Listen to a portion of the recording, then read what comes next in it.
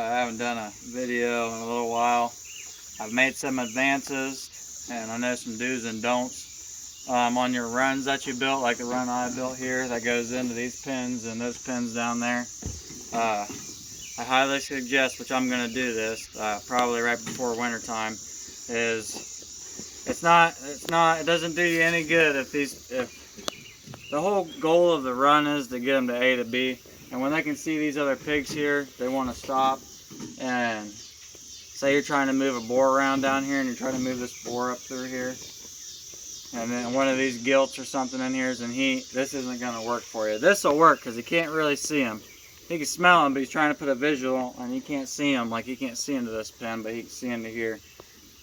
I suggest on your runs, your both sides should be at a point where they can't see out as good. They got to really bend down and look. But like, that's a winter project. This is my gilt pen right here. In my opinion, I really like the looks of these pigs, and they grow really, really, really good. They're growing fast. So I kind of have an issue, or have been having an issue with these pigs down here. I've been feeding them by the bucket every morning. Well, I guess they're busy. They don't have time to come down here twice. So I know the pigs are hungry. Well, when them pigs get to hungry, they get to tearing stuff up, and they'll roll the feeder into the fence if you don't have it strapped down. So I'm not done with it. I put a not really nice feeder pin in down here that a buddy let me borrow. I put it down here. I'm gonna build a roof, and I'm gonna show you what to do on this deal, because I already know it's gonna happen. It's just because I've seen with cows. I've got the basic same setup of creep feeders for cattle. This is what I'm doing here. It's like basic same setup as a creep feeder. But these are some mixed up outdoor pigs right here. They're growing real good. But, all right, let's take a walk down here. I'll show you this feeder.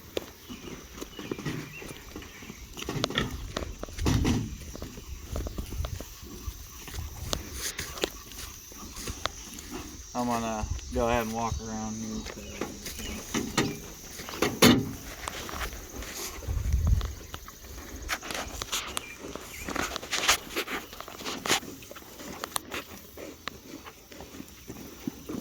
I want to stand back a little ways. All right, so this feeder is it's not in the ground; it's up off the ground. But these posts right here are in the ground. And I mean, I put them in there, and you can already see how much they're moving it, and because they're hitting this feeder, they're in the ground.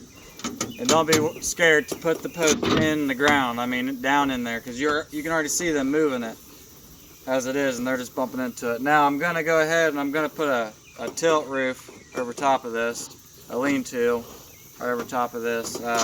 So the one thing I already know that I was talking about up there with the creep feeders and cattle. If nobody's ever seen a creep feeder for cattle, which they did a really long time ago.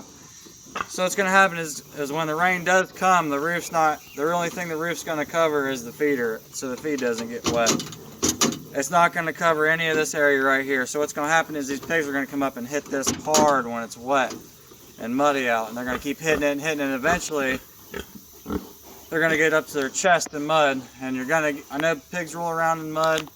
But I'm a firm believer in it's a good way to get your pigs sick if they can't get out of the water to eat. Like they gotta have access to dry land and wet land. Like they can't just be in a mud hole. Like they gotta be able to get up on the dry land at some point in time, whether it be in their shelter or not. But I'm not done with this yet. I'm gonna go ahead and build me a platform right out front here where their front feet can stand on, just so they don't have to keep standing in the mud and tearing it up in front. But, okay, so these pigs only get a certain amount of feed per day, which is about 7. I've kind of been bumping them up, honestly, about 9 or 10 pounds a day. But I only put that in this feeder. And the reason why I'm thinking that this is the way I want to do it is because these pigs got to sit here over time and eat. They're not coming in at one time and just hitting as much as they can, because they know it's the only time of the day they're going to eat.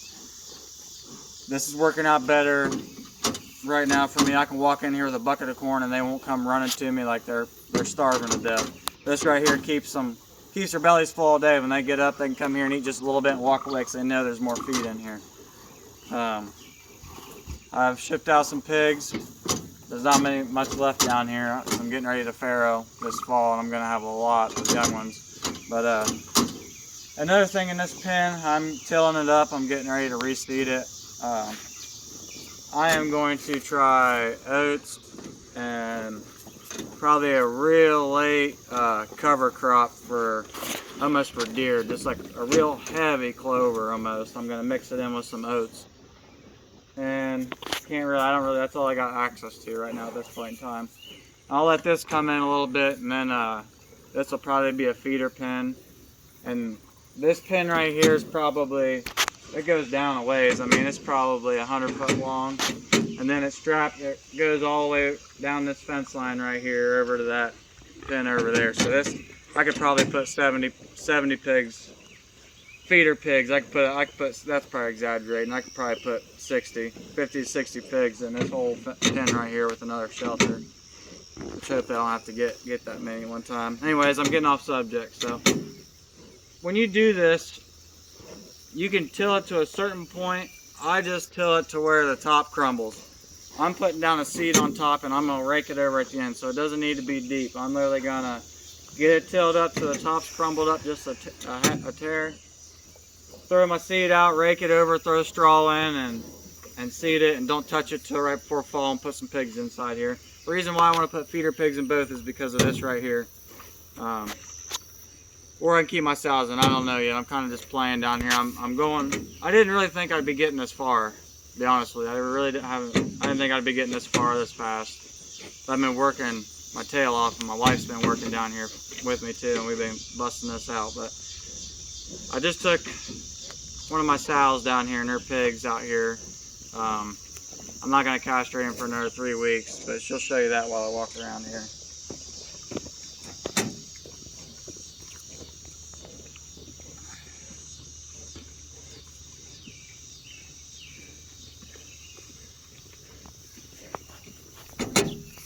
I think they're only about 5 weeks now, 5 weeks old now, so in another 3 weeks they'll be going in a separate pen from their mom. Now I just put these pigs in here. I made a setup, and I'll do this on another video. I'm not done building it yet. It'll be down here. I'm done building it, but I haven't put it in here yet. I have a feeder to wean pigs. It's a real small feeder like the one I just showed you over there. It's a real small one to the point where a big pig can't get his nose in there. It's strictly just for piglets. Little tiny weaning pigs. I'm sure you've probably seen it up there in the video up in the alley. But what it basically is it's a little shelter. The sow can't get into it, but the piglets can get in there, and they can eat out of that weaning stage without mom getting in there and destroying them. Because what you're going to find out is if I just go over here and I throw some corn into this sow, what's going to happen is those little pigs are going to try to jump in there with that sow and eat, and that sow's going to throw them pigs 5-10 feet because it's ready for them to be weaned technically. I just don't want to wean them. I just want them to get some more nutrients. But that's why that people have creep feeders and other things for the little pigs to eat on to wean. That way they're not sitting there getting knocked over and getting thrown 5 feet by their mom because they're trying to get their mom's food. I might as well show you another pen I built down here. I just moved some pigs in there today, actually.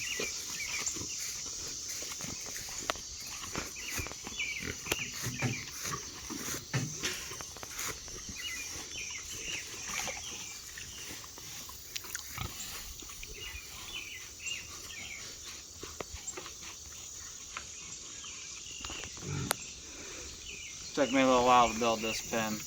Like I said, I didn't think I'd be getting this far as it was. And as you can see, I have a lot of pen space down here, and there's not a lot of pigs down here right now, which might save me some work. But I'll be saying that now till this fall, and then I'll be having a lot of pigs down here. A lot of pigs down here. This is my boar pig right here. I breed him to everything around here. Just because he's just so good tempered and the nature of him. Of course, I don't recommend putting kids around these grown pigs. These full-size pigs, I don't recommend it at all. My kids come in these pens with me when I have to, but they're right there by my side. Nothing's going to happen. And it's only to grab something. Any single one of these pigs around here you can handle. Or anybody can come down here and handle. I don't have crazy pigs down here. But yeah, I just got this pen built. This pen right here, I believe, is 10 foot by 8 foot. Yeah, it's 10 foot wide. Yeah, 10 foot wide, 8 foot long. Those posts are in the ground. It's basically a frame lean-to building is what it is. The posts are in the ground on the corners. The posts are in the ground right here on these corners. I'm on a hillside right here, so that if you look at it from the front, it's all tinkered, but it's for pigs. This is more of a summer pen. I'm gonna add on the sides for now, but these were in the pen right next door here, and I wanted to change. I wanted to get them into a new pen. Not gonna lie, if the wife wasn't down here with me, I wouldn't have got them in here. Some of them want to come through that gate, and then some of them pigs, they just know something's not right. They don't want to go. But once you get them out the gate in here, they go right the direction you want them to. That's the purpose of having this run down here. But like I said, I hope you guys enjoy the video and these pins down here. Maybe so it gives somebody else an idea that you could do this on a little bit of land, and a lot of hard work, a lot of hard work, and this will all be worth it because come next year, I'll just have to do maintenance work, and I'll get, by the time next spring comes around, I'll get to do what I really want to do. And what's wrong there? There's bees over there. Wife's scared of bugs. Anyways, by next year, I'll be able to do what I really want to do, and that's livestock work, like tagging, vaccinations, just livestock work is more than building things. I love building pens, but I love doing livestock work too, and I just like addressing things with livestock. I don't know, I'm just kind of crazy about it. The whole I work for a farmer that does crops, and he owns cattle, and I like cattle, or don't get me wrong, but I definitely like pigs a lot more, so I try to pay attention to the cows as much as I can with the pigs. I'm getting sidetracked here. I just hope you guys enjoy my videos, and I want to make another comment on the people that say you can have grass-fed pork, 100% grass-fed pork. To have these on 100% grass-fed pork, I'd have to keep them on this 25-acre pasture here for them to 100% have grass. They'll have this pen in here. They've already got it knocked down. I mean, it was dang near to their backs, and there's another weed up there. It was above their backs. They'll have this pen wiped out within a month. It'll be nothing, but it'll look just like that pen over there within a month's time, having these 3 pigs in here. And this pen's pretty big. I mean, it goes back there another 30 foot. So I'll show you guys how I ran this woven wire.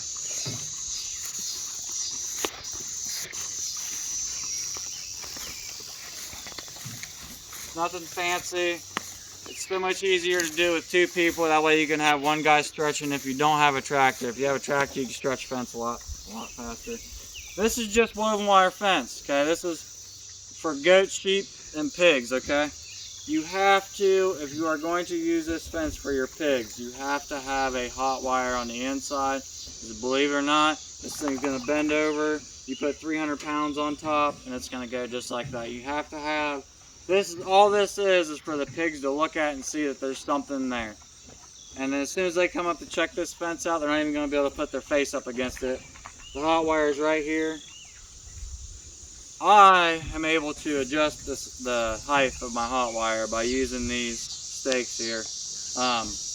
Right now it's set for big animals. They can get their necks over it, but they're going to get caught as soon as they put their face on the fence there. But you can use this. Just make sure it's stretched really tight, a lot tighter than what I got right here.